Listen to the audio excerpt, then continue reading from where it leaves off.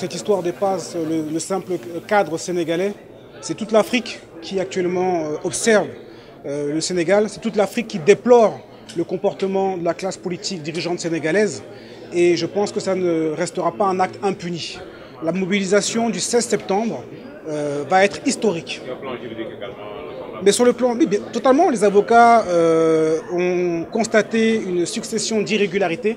Il faut savoir que les huissiers n'ont pas été acceptés au commissariat de Dieuppeul hier, que l'huissier n'a pas été accepté au commissariat de l'aéroport, que tout a été fait pour que justement la procédure se fasse de façon rapide, au mépris des règles plus élémentaires juridiques.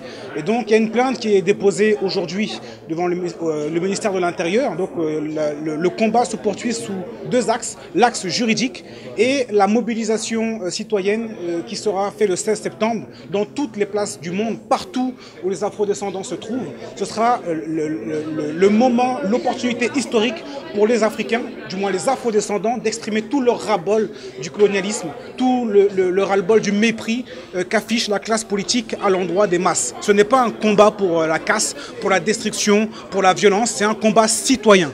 On veut, il est temps que nos dirigeants politiques écoutent les aspirations du peuple, écoutent les aspirations des masses et ne restent plus dans une sorte de mutisme ou bien uniquement à rendre des comptes devant le FMI, à rendre des comptes devant le président Macron qui a à peine 39 ans, si je ne m'abuse, un petit dirigeant politique au regard de l'histoire et qui se comporte encore comme un patron sur la plantation. Voilà. Si certains dirigeants politiques se comportent comme des esclaves sur la plantation, qui savent qu'il y a des nègres marrons, qui savent qu'il y a une génération d'insoumis qui se lève et qui refuse de continuer à se taire et de voir le continent africain spolié, exploité et vivre dans la pauvreté.